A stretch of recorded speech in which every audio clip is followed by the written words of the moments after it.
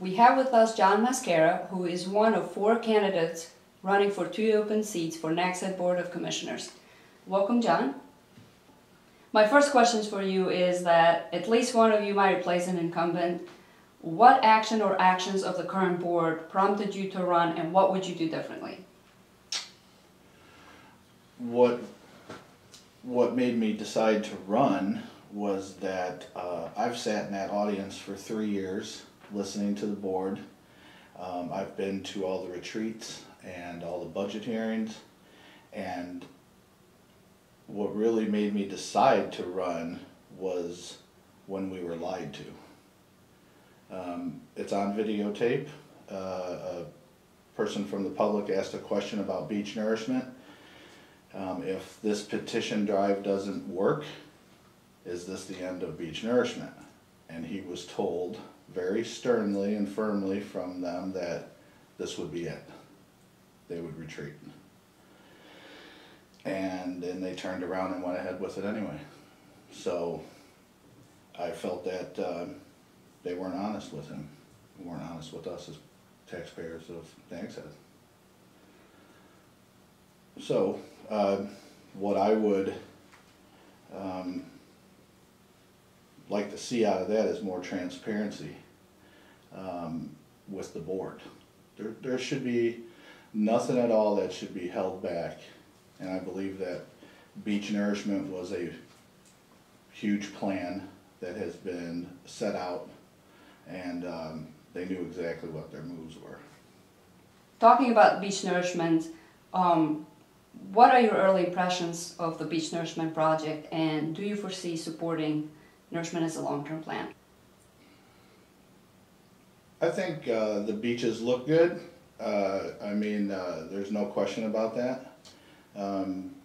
They actually helped out a little bit at this last hurricane, but even though that hurricane was more of a sound side storm than it was an ocean side storm, I see more and more sand going away, which has already happened. We have a sandbar sitting out there that was created by the sand that was put on the beach. Have been told that that beach is supposed to stay on, or the sand is supposed to stay on the beach, and we haven't even gotten into nor'easter season yet, and we've already lost some sand, quite a bit actually. So I don't see it being a long-term fix. We can't fight Mother Nature. I've said this from the get-go that if Mother Nature wants to take the beach, she's going to take the beach. We watched her take South Nags Head in a nor'easter. There's no way of fighting it. Do you foresee supporting nourishment as a long-term plan? No, I do not. And I will not. Okay. Do you foresee future tax increases in order to maintain or increase revenues? With what I'm seeing right now, if we don't dump more money into beach nourishment, we won't have to raise taxes to support everything going on in town. We need to focus on our needs, not our wants. We just purchased $8,000 worth of signs for different districts, like Whalebone District, Historic. Why? We don't need those signs. We have enough signs in town, especially the beach road.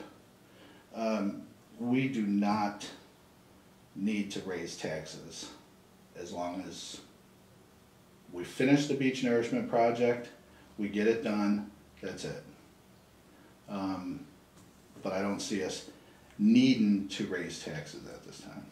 How does the current way the county divides tax revenues affect your position on tax increases?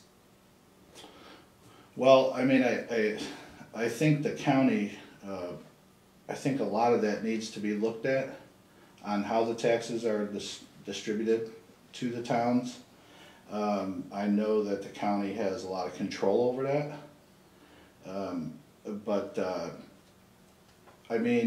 Right now, the town of Nags Head has sat very well with funds to make sure that everything is met, all the services are met. We didn't need to raise taxes last year. But there's a thing out there called beach nourishment, and that's why we raise taxes. They took money out of our general fund, the occupancy tax. So guess what? Now you've got to plan ahead to raise taxes, or, you know, I think it's fine.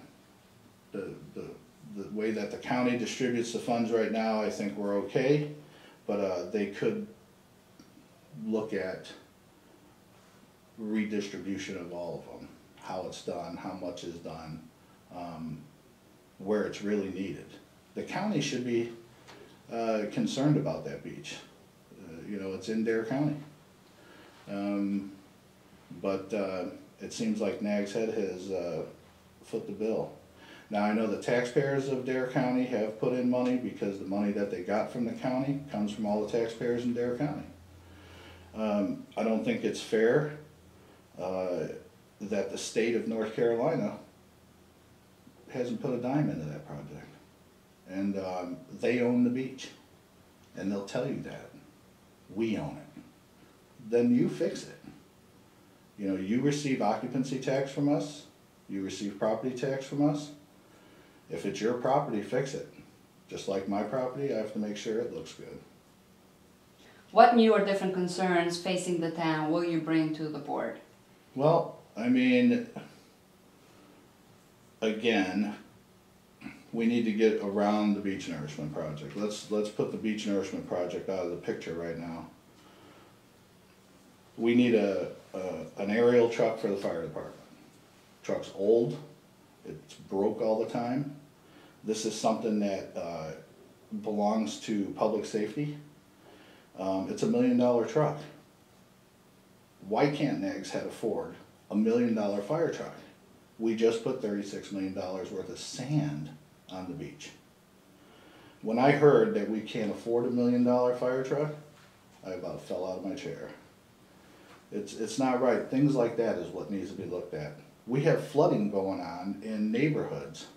If we put the effort into stopping the flooding and getting the money for drainage that they put into beach nourishment, we wouldn't have flooded neighborhoods in this town at all.